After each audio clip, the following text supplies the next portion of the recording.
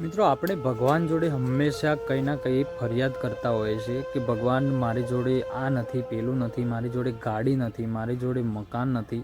તો હંમેશા આપણે ભગવાનને ફરિયાદ જ કરતા હોઈએ છીએ. પણ તમે એ વિચાર્યું કે જેને ભગવાનને આપણને એટલું મસ્ત શરીર, મતલબ બધી જ વસ્તુ, આપણું શરીર સૌથી ઇમ્પોર્ટન્ટ એટલે અમૂલ્ય ભેટ હોય ને તો આપણું શરીર, તો ભગવાને આપણને એટલા માટે સ્વસ્થ અને આપણું એટલું મસ્ત શરીર આપ્યું છે. તો આપણે ભગવાનનો આભાર માનવો જોઈએ, ના કે આપણને એને ફરિયાદ, મતલબ ફરિયાદ આપણે કાયમ માટે ફરિયાદ જ કરતા હોય છે કે ભગવાન મને આપજે, પેલું આપજે.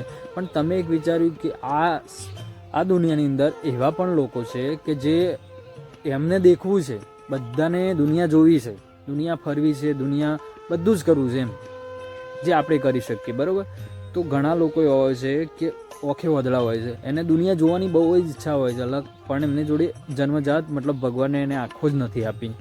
તો તમે વિચારો, તમારી જોડે બધું જ છે, કોઈને દુનિયા ફરવું છે પણ એને ભગવાને પગ જ નથી આપ્યા. તો તમે વિચાર કરો કે તમારી જોડે પગ છે, મતલબ હાથ છે, તમારી આંખો છે, બધું જ કમ્પ્લીટ છે, તમે ચાહો ને તો બધું જ કરી શકો છો. પણ જે વસ્તુ કે ઓખ્યો પગ જેને નથી આપ્યા, તમે ગમે તેટલા પૈસા ખર્ચો ને તો એ ઠીક થવાનું નથી. એમની આખી જિંદગી જોયા વગર જ કાઢવાની છે, એમને આખી જિંદગી ચાલે વગર જ કાઢવાની છે. તો તમે તો બહુ, તમારી પાસે તો બધું જ છે. તો તમે ભગવાનનો આભાર માનવો જોઈએ કે ભગવાન તે જે પણ મને આપ્યું એમાં તારો આભાર.